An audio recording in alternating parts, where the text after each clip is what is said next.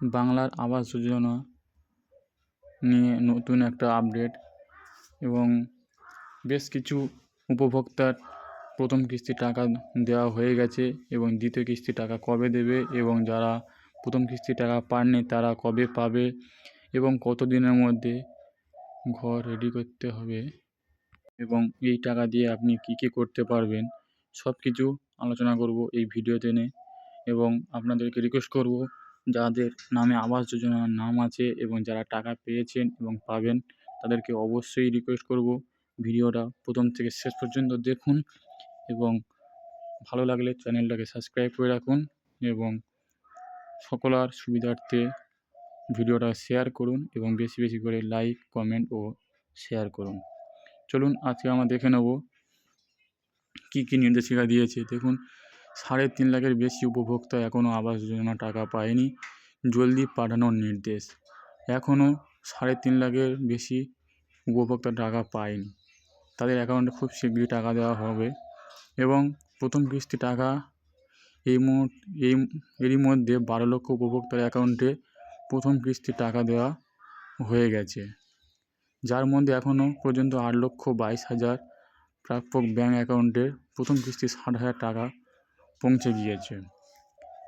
বাকি 3.5 লক্ষর বেশি প্রাপকের অ্যাকাউন্টে আগামীকাল থেকে টাকা ঢোকা শুরু করবে।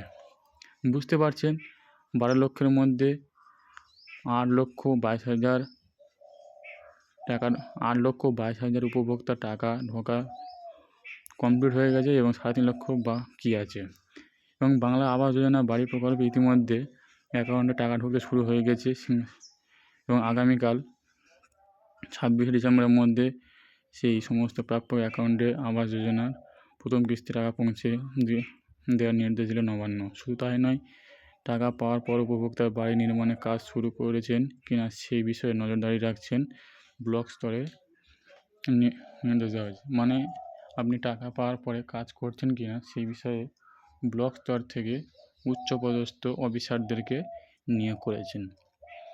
তারা আপনাদেরকে গাইড করবে এবং আপনারা সেই টাকা নিয়ে ঘর করছেন কিনা বা অন্য কোনো কাজে লাগাচ্ছেন কিনা সেই বিষয়ে তারাই দেখভাল করবে।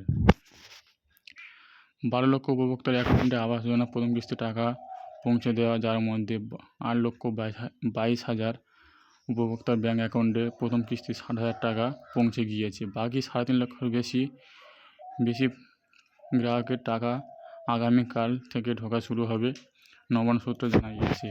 তথ্য যাচাইয়ের কাজ ত্রুটি থাকার কারণে এই সমস্ত অ্যাকাউন্টে টাকা পাঠাতে দেরি হচ্ছে।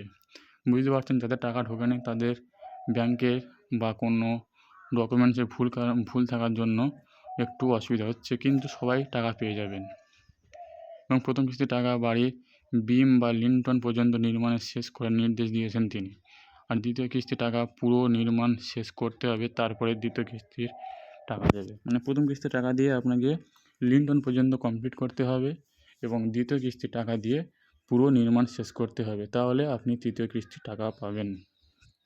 বৈঠকে জানানো হয়েছে টাকা হাতে পাওয়ার পরেই উপভোক্তা দ্রুত কাজ শুরু করতে হবে, সেই বিষয়ে পঞ্চায়েত অধিকারী নিয়মিত উৎসাহিত করতে হবে।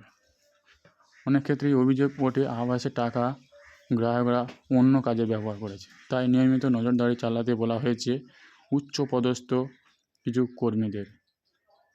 ছুটির মৌসুমে অনেক কর্মীরা ছুটি নিয়ে থাকেন, ব্যাংকের কর্মীরাও ছুটি নিয়ে থাকেন।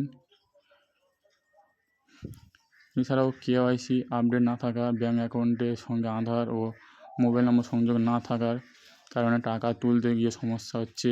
রাজ্য পঞ্চায়েত মন্ত্রী প্রদীপ মজুমদার জানিয়েছে 31 ডিসেম্বরের মধ্যে টাকা দেওয়া শেষ করতে হবে। মানে এখন যারা টাকা পাননি তাদের টাকা আগামী 31 ডিসেম্বরের মধ্যে আপনাদের ব্যাঙ্ক অ্যাকাউন্টে পৌঁছে যাবে।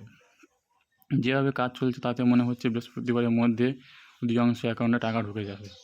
মানে উচ্চপদস্থ থেকে খুব জোর কদমে কাজ করছে এবং খুব শীঘ্রই আপনাদের ব্যাঙ্ক অ্যাকাউন্টে টাকা ঢুকে যাবে এবং সেই ব্যাঙ্ক অ্যাকাউন্টে টাকা নিয়ে অন্য কোনো খাতে লাগালে চলবে না, সেই টাকা নিয়ে আপনাকে ঘর বাঁধতে হবে। এই বিষয়ে সমস্ত কিছু